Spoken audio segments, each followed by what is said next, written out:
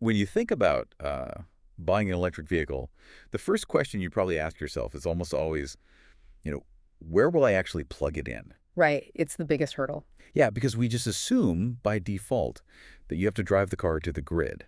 Like you find a station, you park, you wait. You go to the energy. Exactly. But what if the grid is broken? Or what if the local utility is just way too slow to build new stations and the charger actually has to come to you? I mean, it completely inverts the logic we've relied on for, what, a century with gas stations? The vehicle doesn't go to the infrastructure anymore. The infrastructure tracks down the vehicle. And that right there is our mission for this deep dive. We are unpacking the rapidly and honestly almost violently evolving world of EV charging infrastructure. It is a wild space right now. It really is. And we've got a massive stack of sources today to help us figure it out. Right. We are pulling from product specs by SparkCharge and Door Energy, some academic papers on power grid resilience from the Encyclopedia MDPI, and infrastructure plans straight from Washington State. Yeah. Plus, industry reporting on major players like Pilot, GM, EVgo, Terawatt, and Waymo. Yeah, and looking across all those materials, a really clear theme emerges for you. Everyone basically agrees that EVs are the future of transport, but the infrastructure itself is this invisible bottleneck.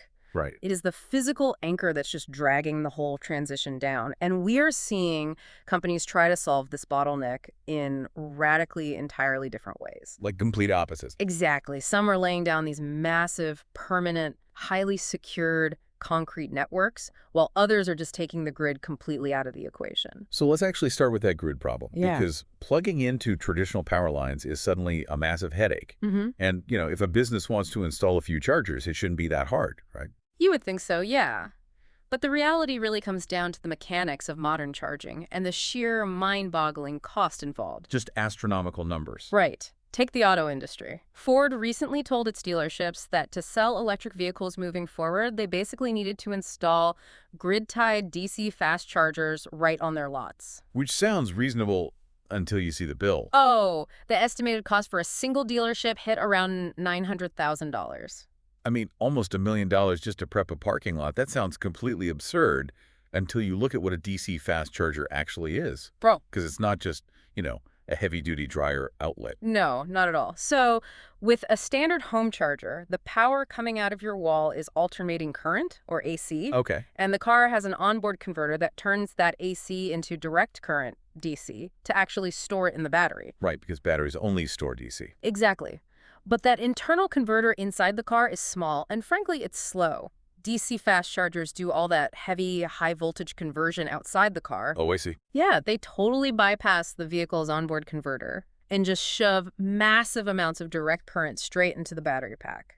So to deliver that kind of extreme power, you can't just tap into the building's existing breaker box. No way. You're talking about, like, tearing up concrete, laying down thick industrial copper cabling, and then probably waiting on the local utility to come out and install a brand new transformer at the edge of the property. Which then triggers all sorts of permitting, engineering surveys, and procurement delays. That whole process, it can easily take 18 months or even longer. Wow. Just municipal permit backlogs alone can stall a project for a whole year. And 18 months is a death sentence in modern logistics. Okay. You can't wait that long. Yeah. And that brings us to the first major pivot we found in our sources, which is charging as a service, or COUNTUS. Right, the mobile solution. Yeah. I was looking at SparkCharge's new Roadie V3 system, and, they used to make these little 200-pound battery blocks you could just kind of throw in the back of a pickup truck to rescue a stranded Tesla. The old roadside assistance model. Exactly. But the V3 is a totally different animal. It is a 1,600-pound behemoth. It packs a 75 kilowatt-hour battery that can push power out at, 90 to 125 kilowatts. It is essentially a localized power plant on wheels at that point. Right. And they actually have a semi-permanent version, the Roadie V3 Hybrid. So fleet operators can literally have it dropped onto their lot and be operational in less than 48 hours.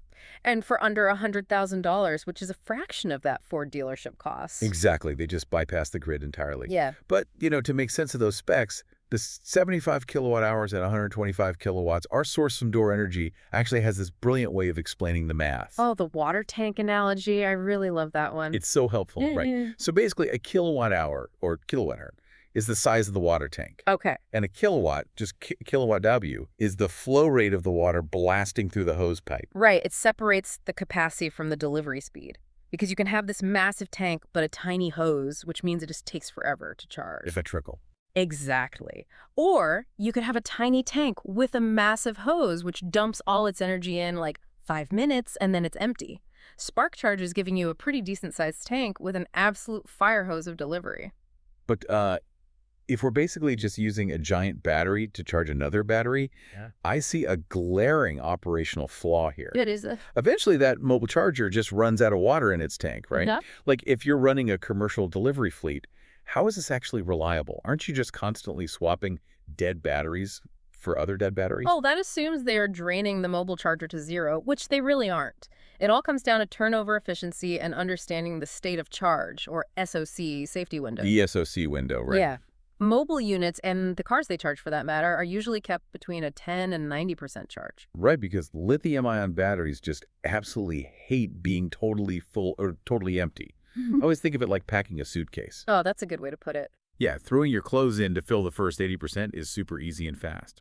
But trying to force that last 20% in, you're like jumping on the suitcase, straining the zippers. Yeah, you're doing damage. Exactly. In a battery, that strain translates to physical wear, excess heat generation, and thermal stress. That is the perfect way to look at it. If you drain a mobile charging unit to absolute zero, you risk damaging the cells.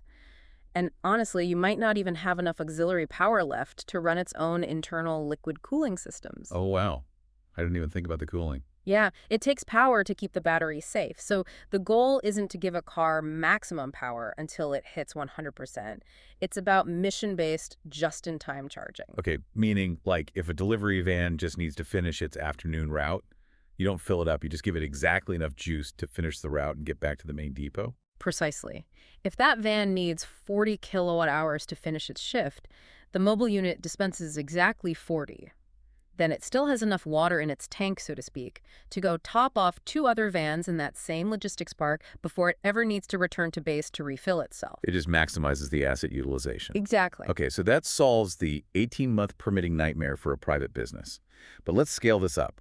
What happens when the grid isn't just tangled in red tape, but like physically destroyed? You mean disaster scenarios? Yeah, because bypassing a slow permit is one thing, but bypassing a hurricane is a totally different ballgame. Right, but the underlying technology is actually identical. It's just magnified. We go from saving a delivery van to literally keeping a hospital online. Right. And the Encyclopedia MDPI has this fascinating academic paper on mobile energy storage systems, or MES. A very apt acronym. Truly. They analyze these massive grid disruptions, things like the 2018 Hokkaido earthquake in Japan, the 2021 Texas winter freeze, and even malicious cyber attacks like the one that completely disabled the Ukrainian power grid back in 2015.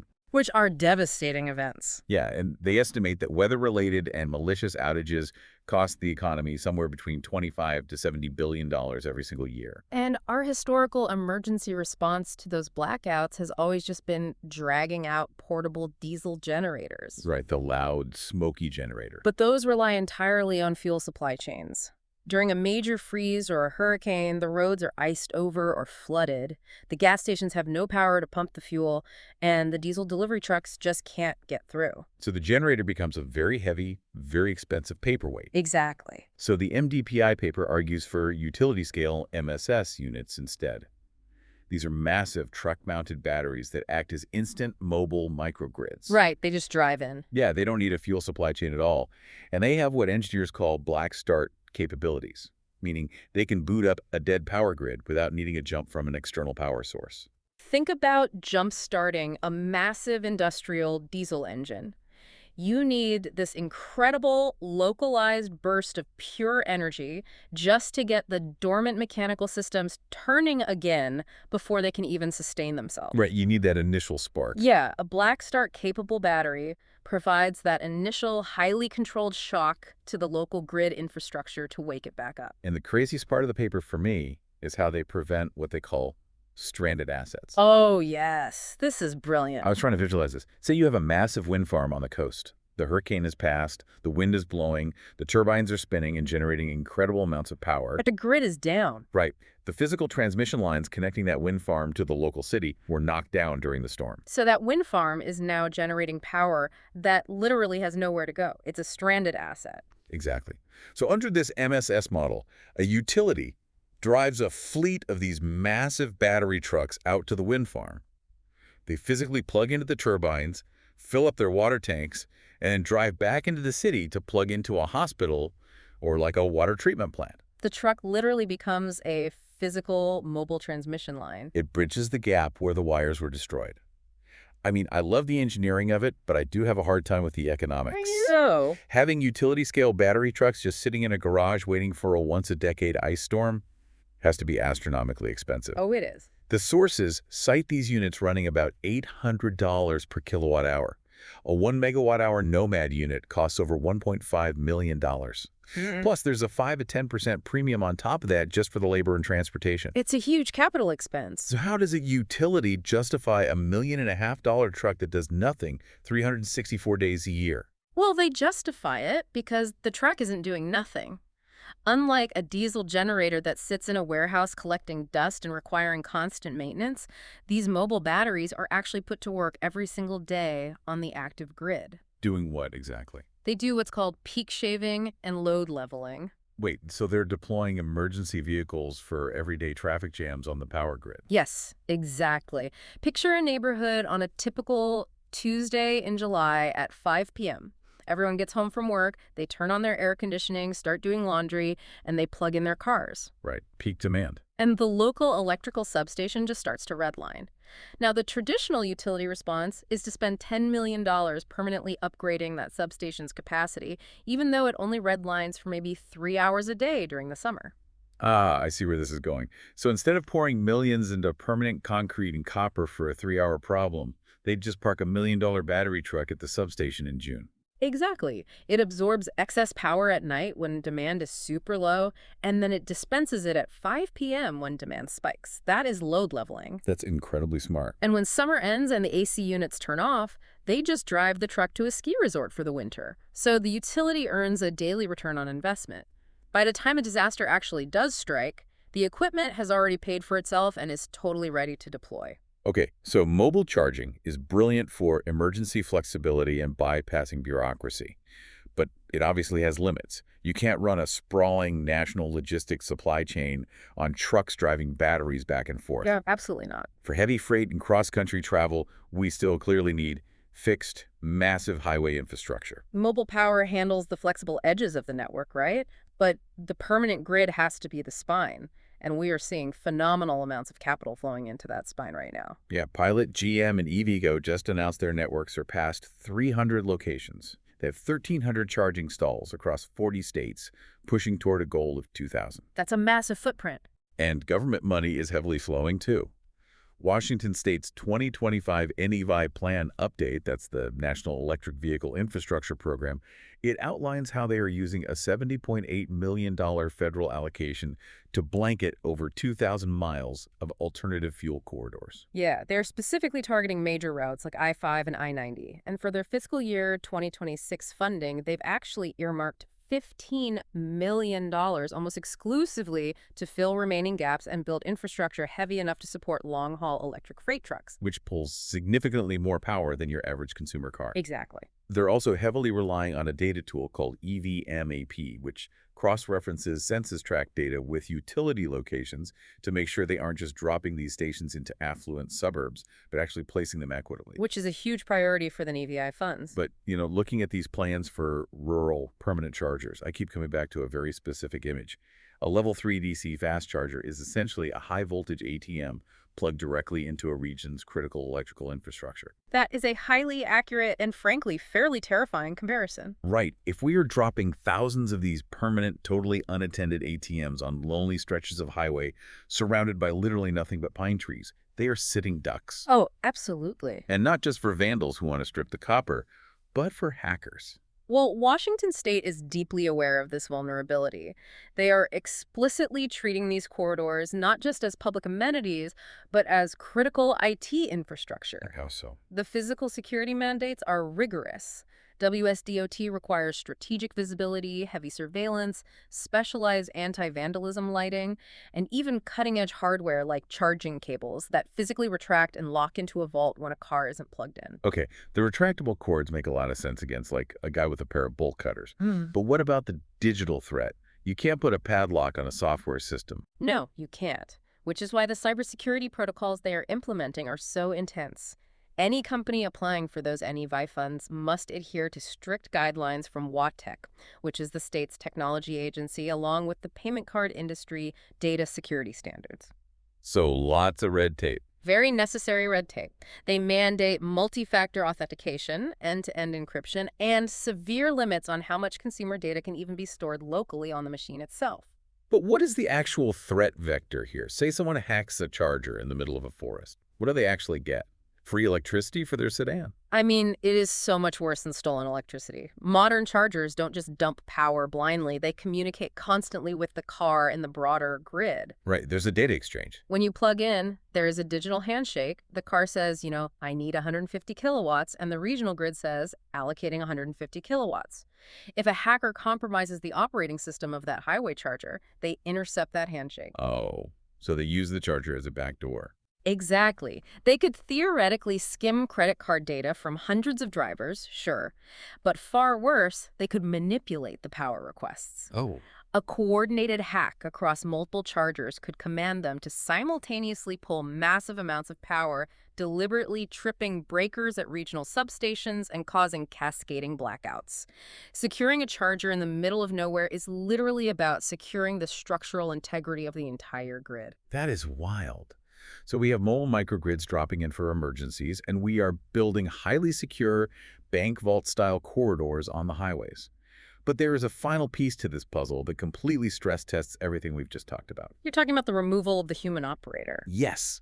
What happens to all of this infrastructure when the vehicle driving itself is an autonomous robotaxi? Yeah. We spend all this time engineering heavy, liquid-cooled cables and secure physical plugs. But if there's literally no human in the front seat, who gets out to plug the car in? This is where things get really sci-fi. It shifts the charging industry from a consumer convenience model into a high-frequency logistics model. And the money moving into this specific problem is just staggering. Terawatt Infrastructure recently secured $300 million in financing for one specific purpose: building charging hubs exclusively for autonomous and commercial fleets. Right. $300 million just for the real estate and the chargers. Well, the projections explain that capital perfectly. The robotaxi market is forecasted to explode to $415 billion by 2035. Billion. With a B. With a B, we are looking at a jump from about 7,000 autonomous vehicles today to 6 million. Analysts estimate autonomous vehicle infrastructure alone will attract $200 billion in investment over the next 15 years. And we are already watching this happen on the ground. Like, Waymo is currently building a 30,000 square foot maintenance and charging center right in the middle of Washington, D.C. A massive facility. And they've logged over 300,000 autonomous miles testing in the district. But here's the wild part. They're pouring tens of millions into this physical real estate before fully autonomous passenger service is even legal in the city. It is a massive, highly calculated bet on the inevitability of the software and the regulatory environment. Right. But it's not a smooth ride politically. Yeah. I mean, to give you the totally impartial view of what's happening in D.C. right now, there is a bill moving through the city council to legalize robo-taxi service, but it includes a strict 200-car cap for initial rollouts. Which is pretty small. Yeah, and Waymo argues that cap throttles their ability to invest. Then you also have labor unions aggressively voicing concerns over the impact on Uber and Lyft drivers' livelihoods. Which makes sense from a workforce perspective. Absolutely. And on top of that, disability advocates are pushing back, pointing out that Waymo's current fleet of electric Jaguars does not actually accommodate wheelchairs. It is a dense political and regulatory thicket for sure. But zooming in on just the pure infrastructure logic, the reason Terawatt and Waymo are building their own private footprints is because an autonomous fleet simply cannot survive on the public grid, no matter how much Washington state builds it out. Because it's too unpredictable. Exactly. They need bulletproof, guaranteed uptime. Because an autonomous car can't improvise. Yeah. If I pull into a public charger and the touch screen is frozen, or the credit card reader is jammed, or there's a line of 4 cars, I can problem solve. I can wait, or I can drive to the next station. But An autonomous vehicle can't navigate a broken touchscreen. It can't wrestle with a heavy, tangled cable. For a robotaxi, charging isn't like stopping at a coffee shop. It's an industrial pit stop. Right. Terawatt is building completely closed ecosystems where these fleets can cycle in and out 24 hours a day using specialized automated charging arms or wireless induction pads that require zero human intervention. The fleet basically manages its own energy logistics algorithmically. So bringing all these sources together, Mm. we were looking at a total reinvention of how energy moves. I mean, we started with 1,600-pound portable batteries, Yeah. bypassing 18-month utility delays so delivery vans can keep running. We saw how those same mobile batteries scale up to jumpstart entire regional grids after a natural disaster. We explored how states are locking down permanent highway corridors, like critical bank vaults, to prevent hackers from triggering blackouts. Yep.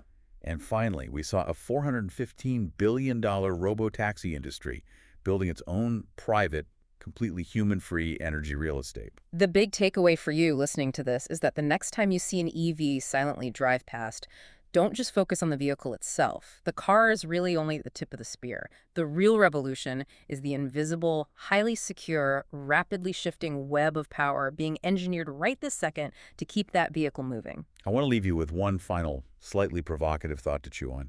We just discussed how companies are building private hubs for self-driving cars. And we discussed how massive mobile batteries can be deployed anywhere to charge vehicles on demand. Right. So how long until the mobile chargers themselves become autonomous? Picture this. You're on a long road trip. Your self-driving car alerts you that the battery is low. But instead of pulling over, an autonomous mobile battery truck intercepts you on the highway. Just meets you on the road. Exactly. It physically syncs up with your car, charging your vehicle while you are both traveling at 65 miles per hour. You never stop. The infrastructure literally drives alongside you. That is wild. An entirely self-sustaining, human-free ecosystem. Something to think about the next time you're stuck waiting at a gas station. Thanks for joining us on this deep dive.